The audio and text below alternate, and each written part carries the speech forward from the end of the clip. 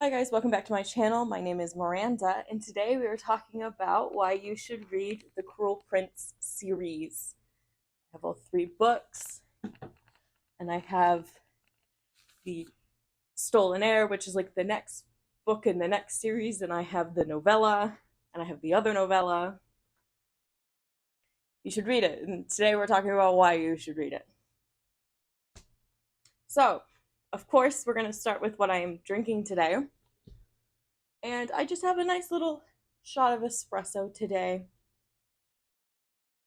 Something easy.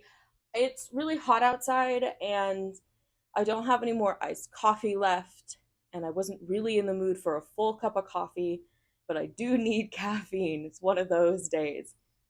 So I figured a little shot of espresso.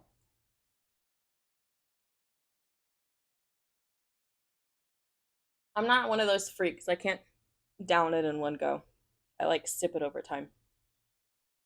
But I also don't like, do the thing. I think they do that at wine tasting. I don't think that counts for coffee. Anyways, so we're drinking a shot of espresso, and I'm very excited about that. And as always, we have Marvin here with us. All right, so hello, Marvin.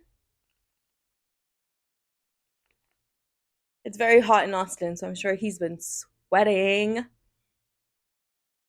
So let's chat, everybody, about the Folk of the Air universe. Let's get into it. We're going to start, obviously, with The Cruel Prince, which is the first book of all of it. And I had a lot of fun reading the physical copy. So I've read the whole series before, and I'm currently rereading it with Aurelium Girly Brittany. She's reading it for the first time, and I bought the physical book, so I said I was going to read the physical books while she read it for her first time, and I'm tabbing it. So all of my tabs has special meanings. Oops, sorry. All my tabs have special meanings. I'm not going to show you what they mean because they could be spoilers. So the first book is about Jude Duarte and how her parents get murdered by her stepdad, her ex-stepdad. I don't really know what it is when your mom was married to somebody else and then he comes and murders your parents. Um I don't know. Stepdad. We're just going with stepdad. And so here, Maddox marries Jude's parents and takes Jude, her twin sister Taryn, and her older sister Vivi to the fairy realm. And chaos ensues. So Vivian is Maddox's biological daughter. That's important to note. So she is part fairy, and she has cat ears. Why? We don't really know. So this book is really about Jude going through like their version of high school. She gets bullied a lot by Cardan and his gang, and then stuff goes crazy. That's the first book, really, and I think you should read it. I'm gonna go ahead and just, if you didn't already know, this we're gonna get into spoiler territory because I can't really talk about the rest of the books without getting into spoilers, at least a little bit. So I'm not gonna talk too heavily about spoilers, but they're gonna be there. Um, and the names kind of also give it away of kind of what happens. But anyways, the Cruel Prince is about Prince Cardan. He is the Prince of Fairy. I should have mentioned that, and he's bullying Jude, um, for reasons unknown. Jude thinks it's because she's mortal and she's like one of the few mortals there, and Jude can actually like stand up to Cardan, and Cardan's like, I'm gonna be if I'm gonna be bested by anybody, it's not gonna be a mortal. He's one of those. Yeah, so that's kind of what happens with the Cruel Prince. Then, okay, I'm gonna say it again. Spoilers now. We're really into spoilers now. The entirety of the royal family, with the exception of Cardan and his older brother Baelkin, gets murdered. Dun dun dun. And Maddox helps. Baelkin stages a coup to try and become king. And there's this weird magic on the crown where it can only be passed from a green briar to a green briar. Well, I guess it doesn't have to be. It's whoever's in Queen Mab's bloodline who's the one who created the crown. It doesn't have to be a Greenbrier to Greenbrier. But that's just Cardan's last name is Greenbrier. So in this situation, it does. Um, so Belkin stages a coup. He gets Maddox to help him. Somehow Cardan survives because he's drunk and somewhere else. And Belkin doesn't get the crown put on his head because Cardan disappears. And Jude, big up Jude, she finds him. She takes him into the Court of Shadows because, whoa, she was a secret agent for one of Cardan's other brothers named Prince Dane the whole time. You actually knew that, though. This book's in Jude's perspective, so you knew that. Cardan didn't, but you knew that. As a reader, you knew that. And then, Jude and Cardan kiss. Which I knew was coming because if you've seen anything about this book, it is heavily marketed as like a romance book. And I am here to say, just real quick, not really a romance book, gonna be honest with you. There is romantic scenes in each of the books, but I don't think it's this book is mostly about the politics of Elfhaim, which is the like land of the fairies in this book. That's what it's about. It's about Jude breaking boundaries, being a badass bitch in this world where nobody believes in her but her. That's what this series is about. Her romance with Cardan is very heavily sidelined and really isn't discussed like ever. So they kiss in this book. They kiss once and that is it. We get one kiss. It is very like got a knife involved, you know. It's one of them. And then Cardan becomes king. I'm not really going to explain how, just in case you do want to read the books, and how he becomes king is like kind of a big deal. So Cardan becomes king. And it's like, whoa, crazy. Okay, that's the first book. And I just want to emphasize because I liked this book a lot. Um, but when I first read it, I was very disappointed because it only had one kiss scene. But I was like, oh, the next books will be better. No, they don't get better romance wise. I mean, the scenes get slightly more like spicier, but this book, all of these books, there's not really spice. It doesn't really count. So if you've heard this book as being a romantasy book, I guess technically it is, but just lower your expectations on the romance, and I think you'll really enjoy this book. If you think there's a lot of romance, if you think this is Sarah J. Maas level, you're going to be disappointed. Raven Kennedy level, you're going to be disappointed. It's very much one romantic scene happens in each book. You can maybe there's two in the other two books, but like the kiss is all you get here. And it lasts for like a page. And then they like go back to hating each other. It's enemies to lovers. I should have said that also. Ooh, I am all over the place with this video. Sorry. I'm going to blame the 2 sips of the espresso that I took. Okay. Cruel Prince. The next book is called The Lost Sisters. And this, I say book, it's a novella. And it is about Taryn and Jude and their relationships about the events that happen in the first book. So that's definitely a book you read after The Cruel Prince, but like before The Wicked King, if you want to. It is not a required read, but it's really short and it gives Taryn's perspective during certain events that happen in the first book. So if you want to know how Taryn's feeling, what she's thinking about things, why she does some of the things that she does, this will give you some insight. It really only covers about half of the book, if that. I think it actually maybe only covers like the first quarter of the book. Um, when kind of it's a bigger deal, like when Taryn's secrets are more hidden. Um, so if you want to know more about Taryn, kind of get a little bit more insight, I do recommend reading it. Again, it is very short. It took me like maybe 30 minutes. I don't really remember, but it did not take long at all. So I do recommend it. Okay, the next book we have is The Wicked King.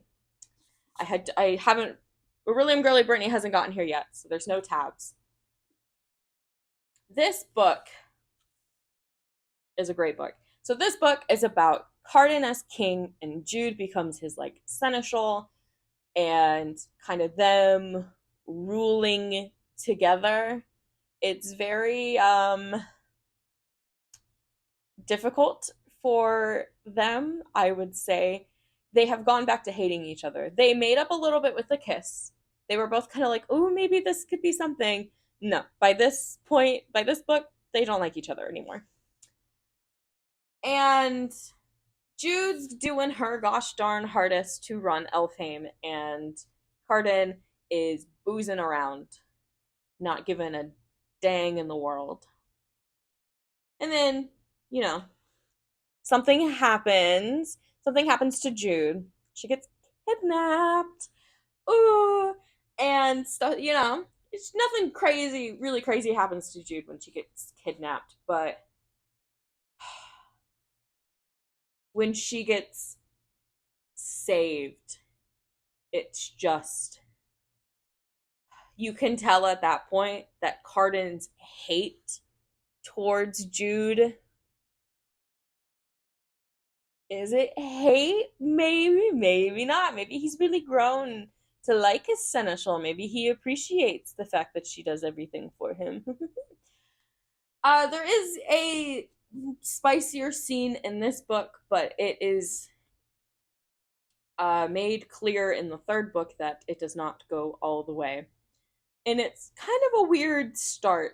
And throughout this book, especially, both of them are just denying their feelings for each other unless it's like hate, which is really funny because elves in this world can't lie. So Cardan has to kind of like talk about how he hates Jude but doesn't hate Jude because he doesn't hate Jude. Um and then this is a pretty big spoiler, so if you want to go ahead and skip a little bit, you can. They get married at the end of this book. Jude becomes Queen of Elfhaim. It is not really a marriage of love at this point. I don't think Jude definitely does not do it because she loves Cardan. Why Cardan decides to marry Jude, I think, was out of both love and kind of the other situation he was put in. But Jude at this point is like, yeah, I guess I'll marry you. I don't see why not. I can keep ruling Elfhaim like I always have been. So she gets married, and then Cardan banishes her to the mortal realm. So that's very fun. And then he writes her these letters that we'll talk about in the next big book. This is a lot of people's favorite book, from what I can tell on TikTok. This was not my favorite book. This was definitely my second favorite book out of the trilogy. Actually, I think maybe overall, probably my second favorite. It's a very good book. The next book you would read is How the King of Elfhaim Learned to Hate Stories. This is also a novella, and this takes place in Cardan's perspective. Kind of, I believe. I haven't actually read this yet. I know. Awful. I think it takes place during The Cruel Prince, and I know it definitely takes place in part of The Wicked King. So you want to wait to read this until after The Wicked King, at the very least. and it's very short, but this kind of sparked everyone's like need for an actual book. Like everyone wants to know what Cardan was actually thinking in The Cruel Prince, and this definitely sparked that. I have only seen a couple things from how the King of Elfhaim learned to hate stories, and all of them were beautiful. And Cardan, in his mind, is very poetic.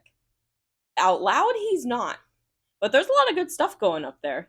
You know, he's got some good thoughts. As soon as he opens his mouth, though, he ruins it. But he knows what's up in his head. He knows what's up. Yeah, I just think it's a very cute cover. You can see Cardan, you can see Jude, see that other person. I don't know who that is. I guess it has something to do with something that happens in the book. It's very good. The next book you would want to read is The Queen of Nothing. This is why I mentioned that the titles kind of give it away. If you didn't know that Jude was going to become queen, this might give it away. This is about Jude. She has finally returned to Elfhaim after being banished. This is also when you find out that Cardan sends letters. If you have the Barnes and Noble exclusive version of this book, you get to see Cardan's letters. If you do not, you can just Google it. And I highly recommend reading Cardan's letters to Jude during her banishment. I think you should read them.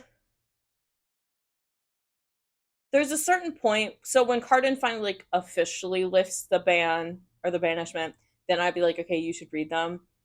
But you can read them before then. It's nothing like spoilery happens. But I do highly recommend at some point during this book you read that those letters. They are so good. Again, it's Cardan, his brain, real good. He opens his mouth, not so good. But you don't have to open your mouth to write a letter. You just put it on paper. You go brain, paper. He's good at it. He's real good at it. We love it. This was my favorite book, mostly because we finally get to see the romance kind of like conclusion. They finally admit that, hey, maybe they don't just hate each other.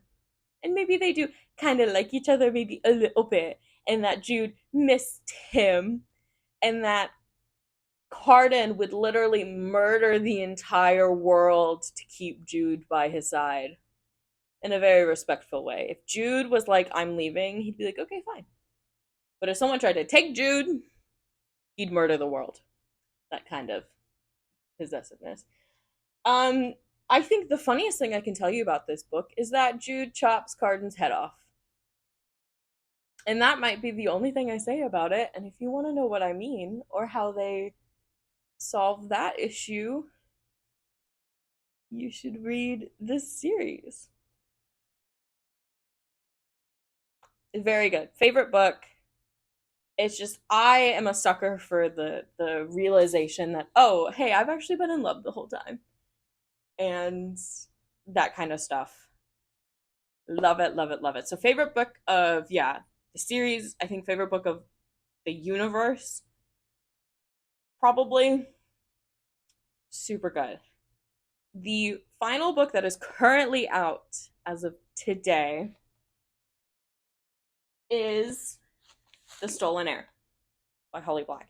This follows Jude's younger brother, Oak, I think 10 years after the events of the Queen of Nothing. So Oak, at this point, is now 18 years old. He is officially an adult. So it follows him. It's in the perspective of there's this one girl that shows up a couple of times in, I think, both The Wicked King and The Queen of Nothing. I think she shows up in The Cruel Prince as well.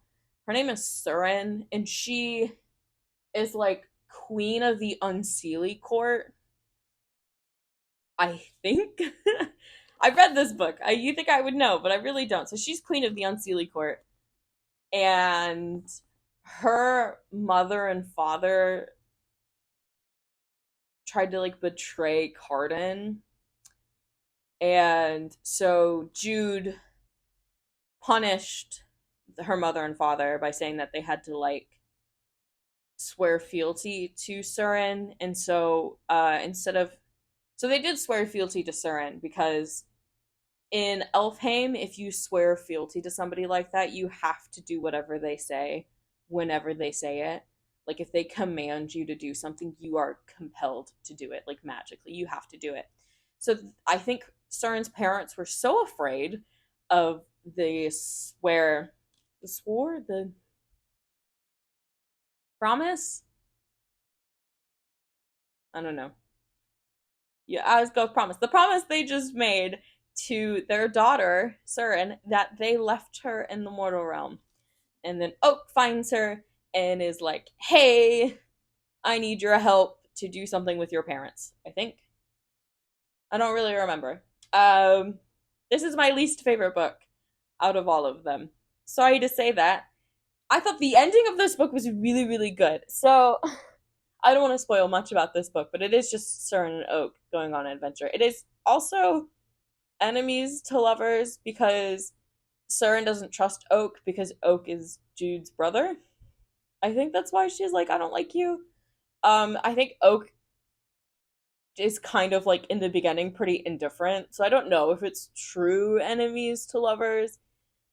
Um,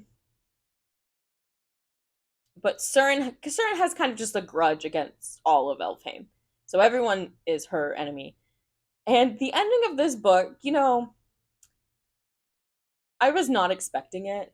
I'm not very good at like reading deep into books, and so I didn't see any of the warning signs, and then it happened, and I was like, no, cool. So I think Surin as a character, very interesting, very cool. I just thought this book was a bit boring, but I still, well, we'll see, we'll see. The next book comes out I sometime in 2024. I don't remember when exactly. I do recommend reading it. Like if you're gonna read all of them, you should read all of them. But it was just my least favorite out of them. I think there's a lot of parts you could probably just skim through. They travel quite a lot, and so you can just go, oh, they're riding their ragweed, ragwort. I think it's ragwort steeds. Just skim through that. It's no big deal. One big note I will say about Holly Black, and we're gonna go back to my tabs real quick, is how good she was at writing foreshadowing in The Cruel Prince. A lot of these tags are like, oh my god, she said that was going to happen and then it happened, but she says it in such subtle ways. It's like Jude and Maddox would be having a conversation and Jude will have a thought like, oh, it would be so crazy if he did this. And then they move on and it never gets touched on again. And then, oh my god, he does that. But it's said in such a nonchalant way, in a way that would be like, oh, it would be crazy if he did that. And you kind of ponder it for a second. You go, oh, I could see Maddox doing that, but like that would be crazy. He wouldn't do that. Or there are some more obvious like signs of foreshadowing, but they're embedded next to very big plot moments.